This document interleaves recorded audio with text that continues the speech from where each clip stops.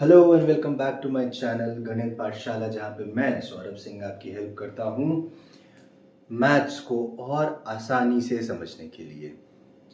आज हम क्लास 8 का एक बहुत इंपॉर्टेंट टॉपिक जिसका नाम है एल्जेब्रिक एक्सप्रेशंस एंड आइडेंटिटीज के बारे में समझेंगे, उसको जानेंगे और उसको अपने लिए किस तरह से हम इजी कर सकते हैं वो भी समझेंगे। आइए बिना किसी टाइम गवाए हम स्टार्ट करते हैं अपने चैप्टर को। चैप्टर का नाम है algebraic expressions and identities। अब आप इस चैप्टर के बारे में बहुत ज्यादा कुछ तो नहीं जानते होंगे, लेकिन आप एल्जेब्रा के बारे में थोड़ा बहुत जरूर जानते होंगे। फिर भी हम बेसिक से स्टार्ट करेंगे। हम इस चैप्टर में कवर क्या क्या करने वाले हैं? हम इस चैप्टर पे कवर करने वाले हैं मीनिंग्स, टर्म्स, एडिशन, मल्टीप्लिकेशन और लास्ट में इसमें हम आएंगे अपनी आइडेंटिटीज पे। ठीक है, तो एल्जेब्रिक एक्सप्रेशन क्या होती है? देखिए, एल्जेब्रिक एक्सप्रेशन दो चीजों से मिलके बनती है। एल्जेब्रिक एक्सप्रेशन हमेशा आपकी दो चीजों से मिलके बनती है। पहला, कोई नंबर होगा 1 2 3 23 कुछ भी। दूसरा, कोई अल्फाबेट होगा A B C alpha beta, कुछ भी हो सकता है वो। ठीक है, अब समझिए इस बात को। ये जो नंबर्स हैं इनको कहा जाता है कांस्टेंट। क्या कहा जाता है? कांस्टेंट। कांस्टेंट क्यों कहा जाता है? क्योंकि भैया आप दुनिया की किसी भी कोने में चले जाइए, अगर आप वहां पर जाके बोलेंगे कि मुझे 2 सेब दे दीजिए, 2 एप्पल्स दे दीजिए, तो आपको 2 ही सेब देगा, है ना। नंबर्स की वैल्यू हर जगह यूनिवर्सली कांस्टेंट है, इसलिए इनको कांस्टेंट कहा जाता है। इनकी वैल्यू चेंज नहीं होती। इनको क्या जाता है? इनको कहा जाता है वेरिएबल। क्या कहा जाता है? वेरिएबल। वेरिएबल क्यों? क्योंकि ये वेरी कर सकते हैं। हमें नहीं पता ए की वैल्यू क्या है। हो सकता है आपने ए की वैल्यू 1 मानी हो, आपके बगल वाला आदमी 2 मान ले, 3 मान ले, कुछ भी मान ले। सही बात है। तो इन दोनों के जॉइंट वेंचर से बनता है एक्सप्रेशन। जैसे कि हम बोल सकते हैं कि 7a 8b 23c, ये सब क्या है? एक्सप्रेशन है। पर क्या केवल 7 एक्सप्रेशन होगा? केवल 7 एक एल्जेब्रिक एक्सप्रेशन होगा? बिल्कुल होगा, बिल्कुल होगा, है ना। ऐसा नहीं है कि जब तक दोनों नहीं होंगे तब तक वो एल्जेब्रिक एक्सप्रेशन नहीं मानी जाएगी। अगर आप केवल कांस्टेंट लिखते, क्योंकि है तो ये इसी का पार्ट ना, है तो ये इसी का पार्ट, तो चाहे आप केवल कांस्टेंट लिखें चाहे आप केवल वेरिएबल लिखें, उससे फर्क नहीं पड़ता। हर चीज एक एल्जेब्रिक एक्सप्रेशन कंसीडर करी जाएगी। इतनी चीज समझ में आई? फर्स्ट एंड फॉरमोस्ट चीज कि एल्जेब्रिक एक्सप्रेशन क्या होती है, समझ में आया? अब एल्जेब्रिक एक्सप्रेशन ये तो हमने समझ लिया कि होता क्या है। अब हम इसके नंबर ऑफ टर्म्स समझ लेते हैं। कॉम्बिनेशन है किसका? कांस्टेंट का और वेरिएबल का। अब इन एक्सप्रेशन के जो टर्म्स हैं, ये टर्म है, ये टर्म है, ये टर्म है, ये टर्म है और ये भी टर्म, जब तक इनके इंडिपेंडेंट जितना भी ये चीज इंक्लूड कर रहा है, जैसे इसमें ये पूरा 23c कर रहा है, ठीक है ना। अब 23cy कर रहा है, मान लेते हैं यहां पे a कर रहा है, यहां पे b कर रहा है। इनके बीच में ऑपरेशन क्या हो रहा है? देखो, मल्टीप्लाई मल्टीप्लाई मल्टीप्लाई, है ना। इसमें तो कुछ हो ही नहीं रहा है। तो अगर ऑपरेशन मल्टीप्लाई या डिवाइड का है, यानी कि 7/a भी हो या 8/b भी हो, उससे फर्क नहीं पड़ता। जब तक मल्टीप्लाई और डिवाइड हो रहा है, इनमें ऑपरेशन प्लस और माइनस का नहीं हो रहा है, तब तक ये सिंगल टर्म माना जाएगा। और ऐसे एक्सप्रेशन जिनके पास सिर्फ एक टर्म होता है, इनको हम कहते हैं मोनोमियल। क्या कहते हैं? मोनोमियल। क्या कहते हैं? मोनोमियल। क्या कोई भी ऐसा एक्सप्रेशन जिसके बीच में कोई एडिशन या सब्ट्रैक्शन वाला ऑपरेशन ना हो, मल्टीप्लाई डिवाइड हो रहा होगा वो चलेगा, एडिशन सब्ट्रैक्शन नहीं होना चाहिए। ठीक है, आगे चलते हैं। अब हम कैसे डिफाइन करेंगे कि दो टर्म्स हैं। एक टर्म तो हमने देख लिया कि मल्टीप्लाई डिवाइड होगा तो एक टर्म होगा, है ना। अब दो टर्म कैसे होगा? अगर टर्म्स के बीच में कोई एक ऑपरेशन लगे, एक ऑपरेशन ऑफ एडिशन और सब्ट्रैक्शन। मतलब क्या हुआ? मान लेते हैं हमने लिखा 23a plus 22b, 23a plus 22b। ठीक है, अब देखिए ये दो अलग टर्म्स होगी। अलग कैसे हुई? क्योंकि बीच में जो ऑपरेशन लगा वो प्लस का लगा। अगर यहीं पर ये प्लस का न लग करके मल्टीप्लाई का लगा होता तो ये मल्टीप्लाई हो जाता और फाइनल आंसर इसका वापस से सिंगल टर्म में आ जाता, है ना। फाइनल टर्म इसका वापस से सिंगल टर्म में आ जाता। लेकिन ये जो वेरिएबल है ये सेम ना होने के कारण ये दो अलग टर्म्स बनाता है। अगर ये सेम होता तब भी सिंगल टर्म बन जाता। कैसे? मान लेते हैं, अगर ये भी हम सीखेंगे, एडिशन सब्ट्रैक्शन में सीखेंगे, प्लस प्लस होता तो ये दोनों क्या होता, 22a प्लस 23a, अभी के लिए वो हो जाता, प्लस हो जाता। पर मान लेते हैं ये अलग टर्म है, ये b है, 23 22 b है। बीच में एक मैथमेटिकल ऑपरेशन लग रहा है ऑफ इधर एडिशन और सब्ट्रैक्शन, तो ऐसी टर्म्स को हम कहते हैं बायनॉमियल। क्या कहते हैं? बायनॉमियल। पहला वाला था मोनोमियल, दूसरा वाला बायनॉमियल। और क्या हो सकते हैं बायनॉमियल के ऑप्शन? 2 प्लस a, ठीक है। और क्या हो सकता है? 2a plus b। और क्या हो सकता है? 2a plus 2। ये सब बायनॉमियल के एग्जाम्पल है, ठीक है। अब आगे चलते हैं हम ट्राइनॉमियल में। तो भाई एक ऑपरेशन अगर बीच में लग रहा है टर्म के तो वो बायनॉमियल बन गया। तो ट्राइनॉमियल बनाने के लिए हम कितने ऑपरेशन लगाएंगे? दो लगाएंगे। मान लो हमने लिया 2a, 3b और 4c। अगर हम इनके बीच में ऐसे दो ऑपरेशन लगा देते हैं तो ये तीन टर्म्स, तीन इंडिविजुअल टर्म्स बन के आ जाएगा। समझ में आया? ऐसी एक्सप्रेशन को हम कहते हैं ट्राइनॉमियल एक्सप्रेशन। क्या कहते हैं? Trinomial expressions. अब अगर कोई ऐसी एक्सप्रेशन आ जाए आपके सामने जो तीन टर्म से भी ज्यादा टर्म्स रखते हो अपने पास, उस एक्सप्रेशन में तीन से भी ज्यादा टर्म हो, यानी कि दो ऑपरेशन से ज्यादा ऑपरेशन लगे हों इधर ऑफ एडिशन और सब्ट्रैक्शन, ऐसी एक्सप्रेशन को हम कहते हैं पॉलिनोमियल्स। क्या कहते हैं? पॉलिनोमियल्स। पॉली का मतलब बहुत। पॉलीगेमी सुना है किसी ने? पॉलीगेमी का मतलब होता है, पॉलीगेमी का मतलब होता है कि एक से ज्यादा शादी करना, ठीक है। पॉलिनोमियल मतलब एक से ज्यादा टर्म हो गया है। मियल टर्म्स की बात हो रही है, पॉलिनोमियल यानी कि एक से ज्यादा टर्म हो गया, ठीक। ये बेसिक है आपका एल्जेब्रिक एक्सप्रेशन के बारे में। कुछ आपने पढ़ा होगा, ऐसी बात नहीं है, क्लास 7th में पढ़ा होगा एल्जेब्रा वगैरह में, नहीं भी पढ़ा होगा तो ये आपका बेसिक हो गया समाप्त। बस इतनी सी चीज समझनी थी कि मोनोमियल क्या है, एक टर्म है, दो टर्म है, तीन टर्म है, क्या नहीं है।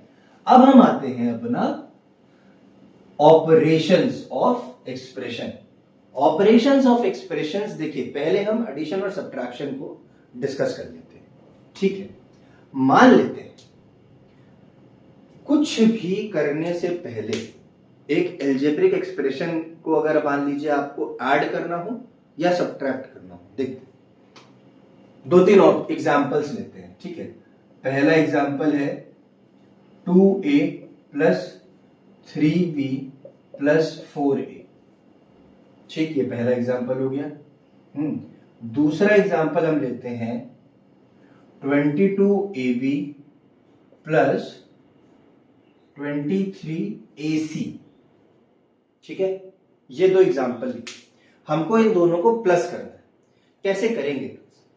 देखिए, एडिशन और सब्ट्रैक्शन एक एक्सप्रेशन, एक एल्जेब्रिक एक्सप्रेशन का अगर हमें एडिशन या सब्ट्रैक्शन करना है तो हम सबसे पहले ये देखेंगे कि वो टर्म्स के जो वेरिएबल्स हैं वो सेम है या नहीं है, वो सेम एग्जैक्टली सेम है या नहीं।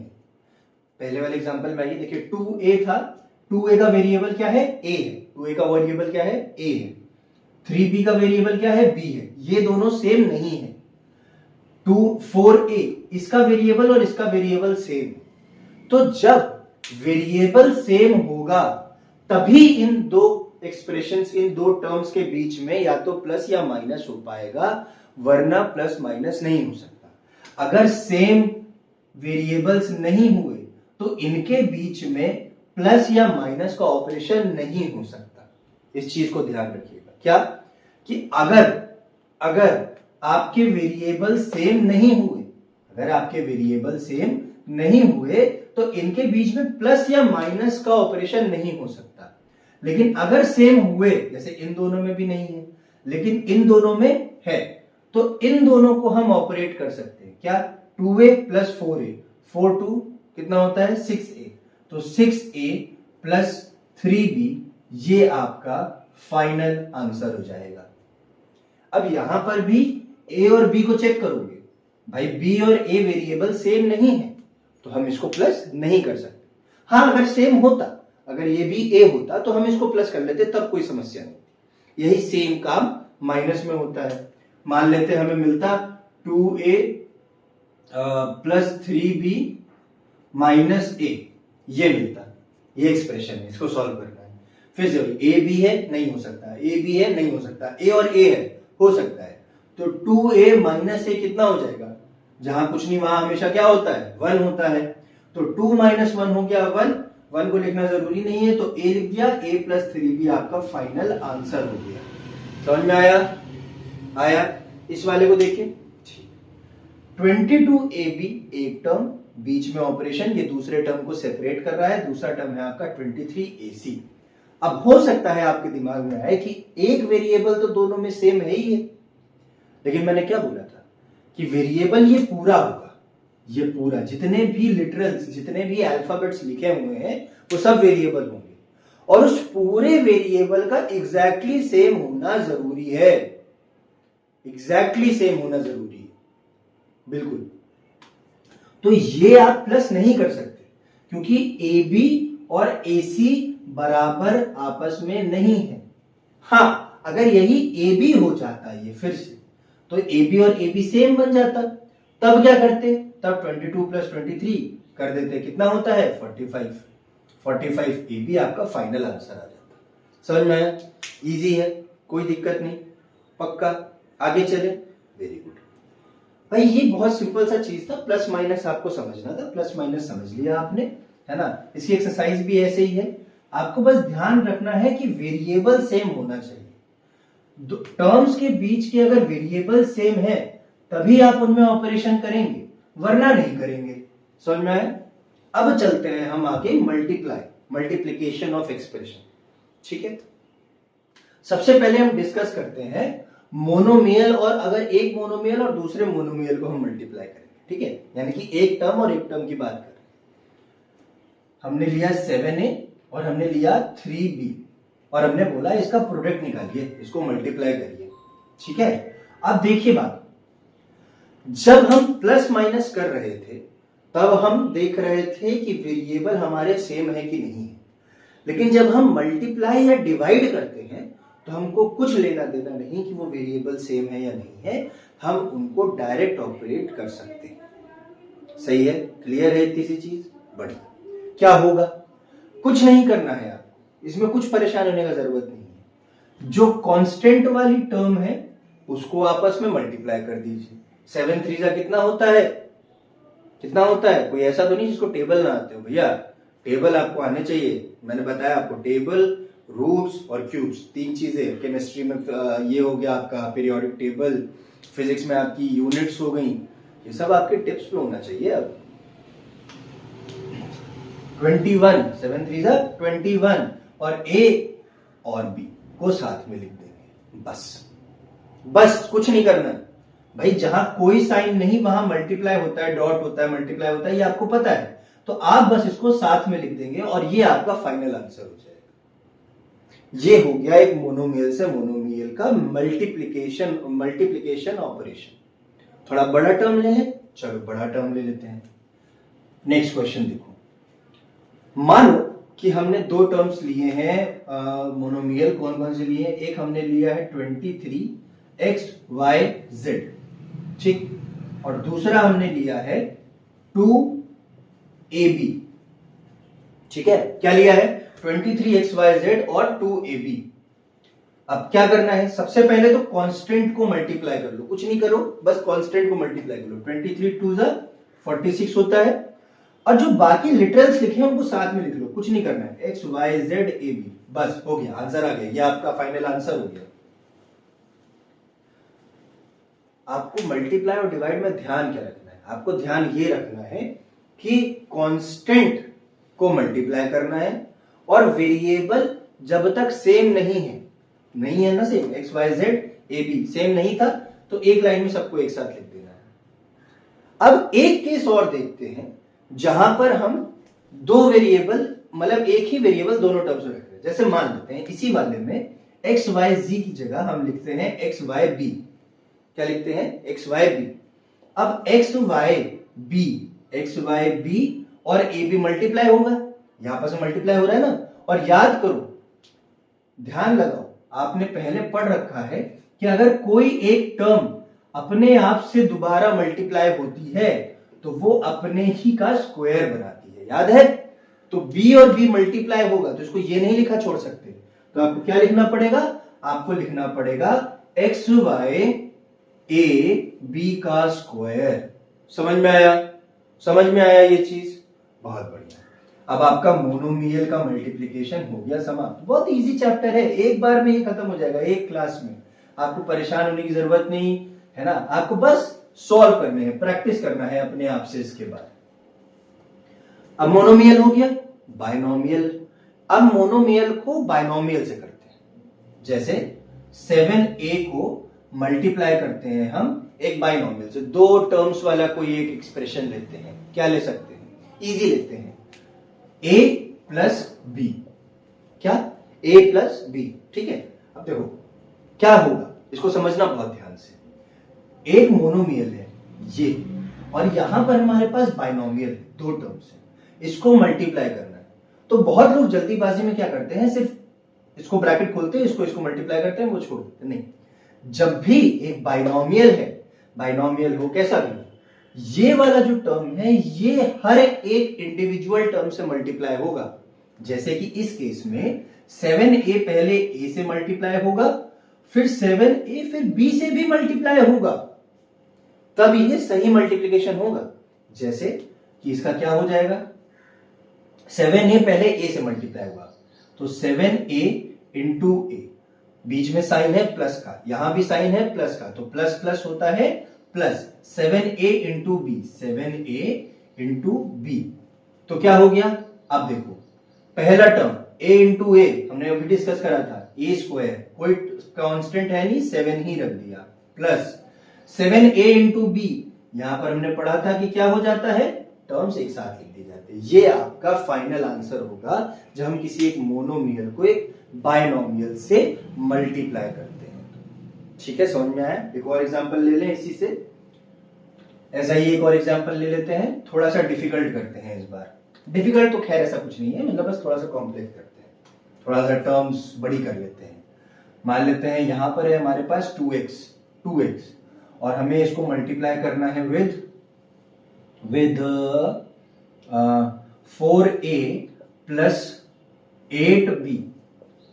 चल क्या होगा, पहला इससे मल्टीप्लाई 2x और 4a, तो 2x into 4a plus plus plus 2x into 8b, 8b 2x multiply हो गया आपस में, 2x 4a, 2 4 जा 8, xa एक साथ लिख देंगे। बस टर्म सेम नहीं है तो अलग अलग लिखेंगे, टर्म सेम होती तो पावर चढ़ जाती, प्लस 8 2 जा 16, b और x साथ में लिख देंगे। समझ में आया? कोई दिक्कत? टर्म्स आपको वेरिएबल चेक करने हैं, अगर वेरिएबल सेम नहीं है तो आप ऐसे लिख देंगे एक साथ दोनों को, अगर वेरिएबल सेम है तो आप पावर चढ़ाएंगे जितनी बार वो वेरिएबल मल्टीप्लाई हुआ है। समझ में आया? मान लीजिए अगर यहां पर आपको a की जगह मतलब b स्क्वायर दिया होता, ये b स्क्वायर दिया होता, ये तब भी बाइनोमियल ही होता, क्योंकि ये b स्क्वायर है, ये b है, ये b स्क्वायर होता, तो क्या हो जाता, ये x b स्क्वायर होता, ये b होता, अगर और मल्टीप्लाई होता तो क्यूब होता, जो भी आंसर आता आपका। आपको ध्यान रखना है पावर्स का, पावर्स एंड एक्सपोनेंट्स पढ़ चुके होंगे ना, बस उसका ध्यान रखना है। अब आते हैं हम सबसे इंपॉर्टेंट पार्ट पे, जो कि है एक ट्राइनोमियल वाला भी बता दूं, पहले ट्राइनोमियल वाला भी बता दूं, है ना, कि एक मोनोमियल को अगर ट्राइनोमियल से मल्टीप्लाई करेंगे तो कैसे होगा। मान लेते हैं हमने लिया 2a और हमें इसको मल्टीप्लाई करना है with 7xy plus 8ab minus 2yz। ये हमारी एक एक्सप्रेशन है, तो ये ट्राइनोमियल एक्सप्रेशन है। इसको हमें मल्टीप्लाई करना है 2a से। कैसे करेंगे, पहले इससे फिर इससे फिर इससे, और साइन का हमें ध्यान रखना है। ठीक है, कैसे होगा, पहला टर्म क्या होगा, पहला टर्म देखिए 2a इंटू, है ना, क्या 7xy, ठीक, प्लस प्लस, इसका साइन प्लस है, जहां कोई साइन नहीं वहां plus, plus 2a into 8ab, minus आ गया, यहां प्लस है, प्लस माइनस क्या होता है, माइनस होता है, 2a इंटू 2yz।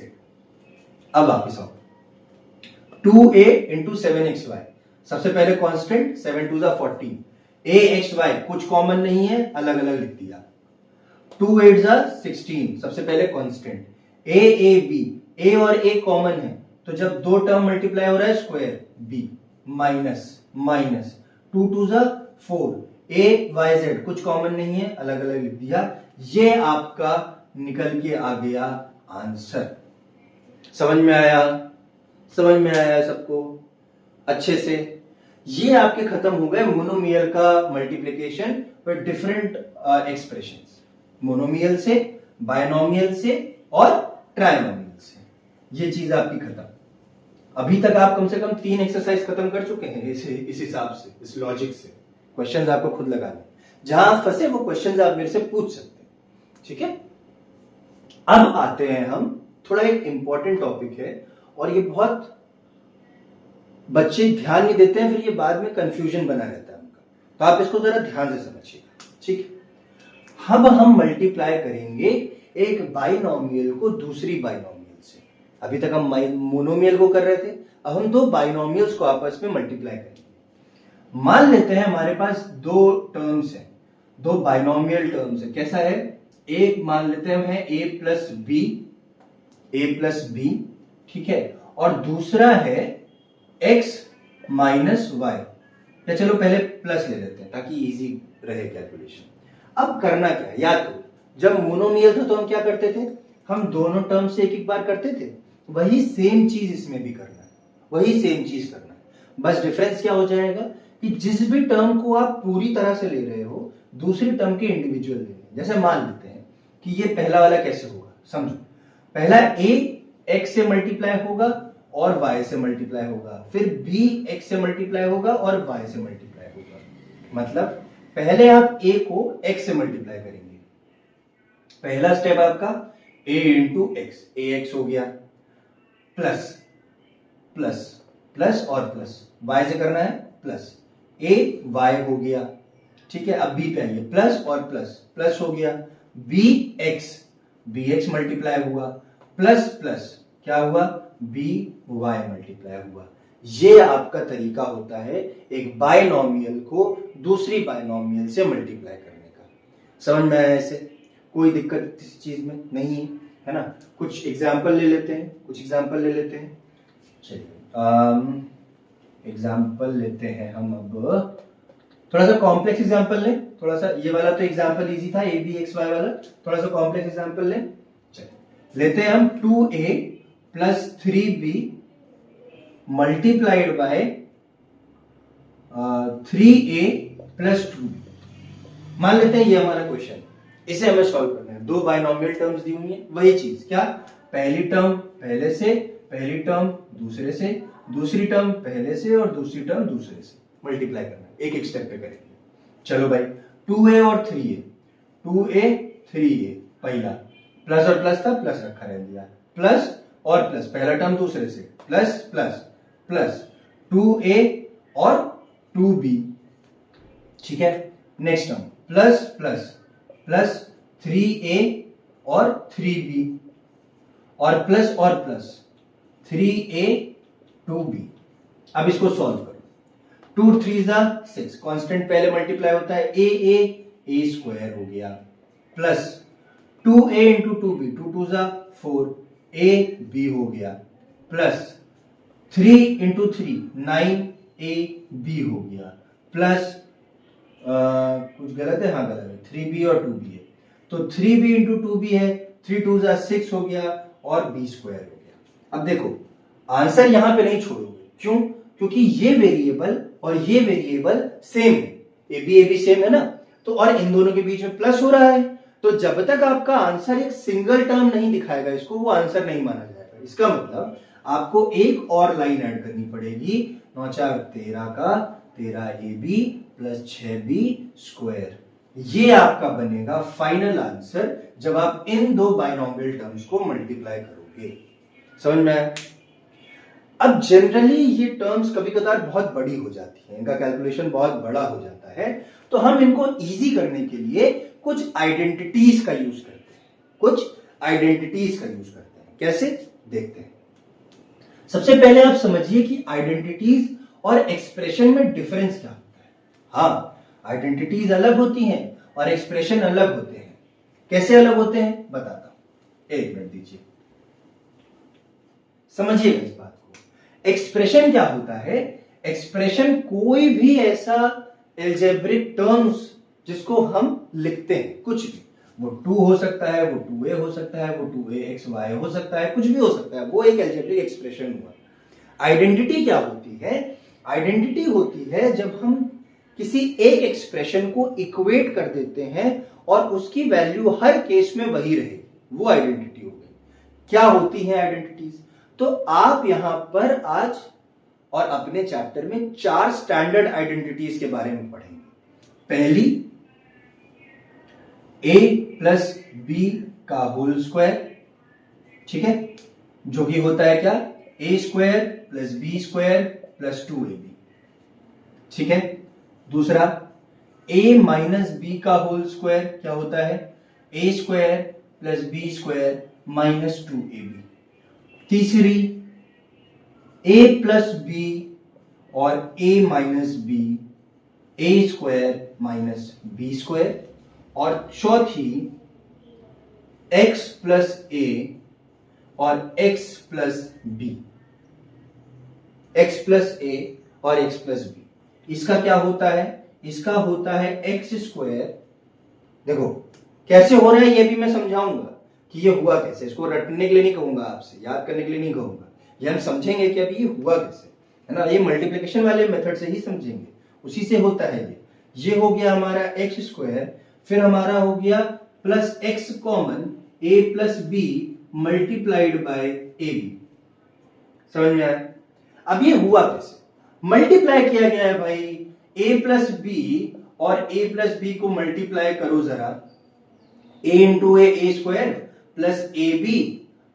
अब दूसरे टर्म के लिए क्या हो जाएगा? देखो b से मल्टीप्लाई करेंगे तो ba प्लस बी स्क्वायर। अब कोई आदमी ऐसा तो नहीं सोच रहा कि ए बी और बी ये दो अलग टर्म है, ऐसा नहीं होता। मल्टीप्लिकेशन में आप ऑर्डर कुछ भी रखो, वो टर्म वही बन के आएगा। भाई आप 2 × 3 करो, चाहे 3 × 2 करो, आंसर तो 6 ही रहना है ना। वही काम इसमें रहता है, अगर लिटरल्स भी हैं तब भी कोई दिक्कत नहीं है। तो ये हो गया a square plus 2ab plus b square. समझ में आया कैसे बना? इसी में माइनस होता, a माइनस बी का होल स्क्वायर होता तो a माइनस बी और a माइनस बी होता, है ना। तो a स्क्वायर होता, फिर देखो ये माइनस ए बी होता और ये माइनस बी ए होता। माइनस माइनस होता है प्लस, माइनस माइनस होता है प्लस, लेकिन साइन दोनों पे माइनस का है तो साइन माइनस का ही चढ़ता। दो समझ में आया कैसे हुआ? अब a प्लस बी और a माइनस बी कैसा हुआ ये देख लो, है ना। इसका मल्टीप्लिकेशन भी करके देख लेते हैं। ये आइडेंटिटी है, आप इसे डायरेक्टली यूज कर सकते हैं। a और a हो गया आपका a स्क्वायर, a और b हो गया माइनस ए बी, फिर प्लस b और a हो गया प्लस ए बी या बी ए, जो भी लिखना चाहें, और plus minus minus B square. अब देखो प्लस माइनस माइनस एक एक गायब हो गया, जीरो हो गया, ये प्लस माइनस कट गया आपस में, तो बचा क्या? ए स्क्वायर माइनस बी स्क्वायर, ठीक है। और यही सेम चीज इसमें करी है हमने, मल्टीप्लाई करा। ये 4 आपकी स्टैंडर्ड आइडेंटिटीज हैं जिन्हें आप इस चैप्टर में यूज करेंगे। अब इसको यूज कैसे कर सकते हैं? इसको यूज कैसे कर सकते हैं? क्वेश्चन आपसे बोलेगा find the value of 2a plus 3b का होल स्क्वायर प्लस 3b, इसकी वैल्यू निकालिए। कैसे करेंगे? अब इसको करने का दो तरीका है। या तो भाई आप लॉन्ग अप्रोच यूज करो, क्या कि 2a प्लस 3b को दो बार लिखो, उसको मल्टीप्लाई करो। या फिर हमारा काम कहां से आसान हो सकता है? इस आइडेंटिटी से। देखो 2a plus 3b a plus b के फॉर्म में लिखा हुआ है, होल स्क्वायर चढ़ा हुआ है, तो हम ये वाला आइडेंटिटी यूज कर सकते हैं। कैसे? वहां पर a प्लस b का होल स्क्वायर था, यहाँ पे 2a प्लस 3b है, यानी ये पूरा a हो गया, ये पूरा b हो गया, तो इस पूरे का स्क्वायर करेंगे। a स्क्वायर होता है, a स्क्वायर का मतलब 2a का पूरा स्क्वायर प्लस 3b का पूरा स्क्वायर प्लस 2ab, तो 2 into 2a plus into 3b, और बाद में प्लस 3b तो है ही है, इसको रखा है। आगे चलो, 2a का होल स्क्वायर क्या होगा?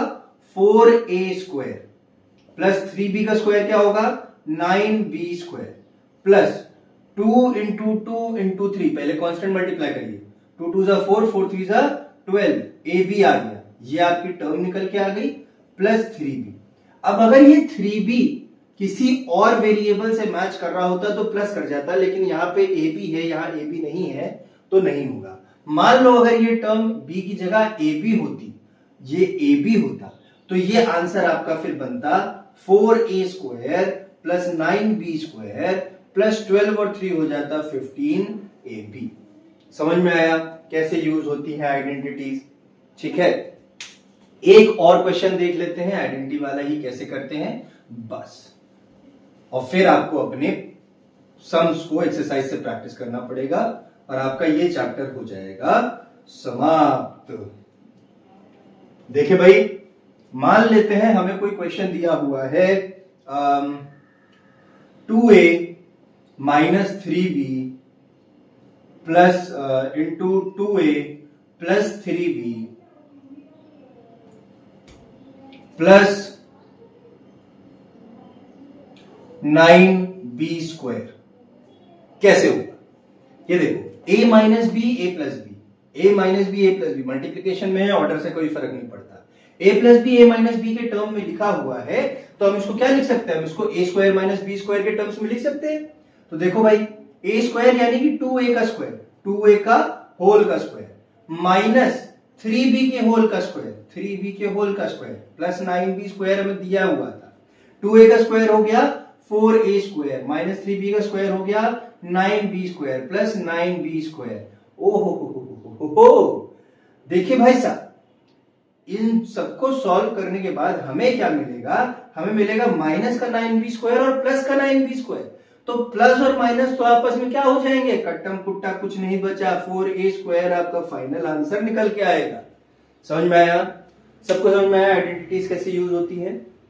यहां पे आपका ये वाला चैप्टर इन वन गो खत्म होता है। क्या?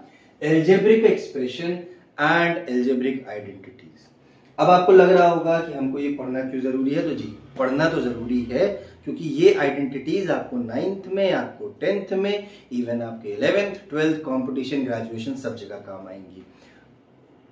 हम सिंपल टू कॉम्प्लेक्स जाते हैं तो ये आपको अभी पढ़ा दिया गया है। इसके बाद आप क्यूब वाली आइडेंटिटीज भी पढ़ेंगे, a प्लस बी का whole cube, a plus b plus c के होल स्क्वायर की आइडेंटिटी पढ़ेंगे। तो ये सब चीजें जब आप थोड़ा आगे बढ़ेंगे तब पढ़ेंगे। क्लास 9th में आप आएंगे a plus b plus c के होल स्क्वायर वाली आइडेंटिटी पे। अभी आपको क्या करना है? आपको एक्सप्रेशंस का प्लस माइनस पता होना चाहिए, मल्टीप्लाई पता होना चाहिए, हमने वो भी पढ़ लिया। ये 4 स्टैंडर्ड आइडेंटिटीज जिसके बारे में आपको पता होना चाहिए, और इनका एक्सप्रेशन को हम लिखते कैसे हैं, कैसे लिखते हैं, और उसको फिर यूज कैसे करेंगे अपने क्वेश्चंस में। आपको कुछ नहीं करना है, आपको बस अपनी एनसीईआरटी की बुक उठानी है, उस बुक को रगड़ के प्रैक्टिस करना है। जो भी सवाल आपको दिए हैं सब आपसे हो जाएंगे, आपको खुद को कॉन्फिडेंस बिल्ड करना है, दैट इज इट। उसके बाद भी आपको कोई सवाल है जिसमें पंगा फंसता है तो आप मुझे पर्सनली कमेंट कर दीजिएगा मेरी इस वीडियो के नीचे, मैं आपको खुद से बता दूंगा। ठीक है? Thank you so much. This is me Saurabh Singh. Thank you for your time.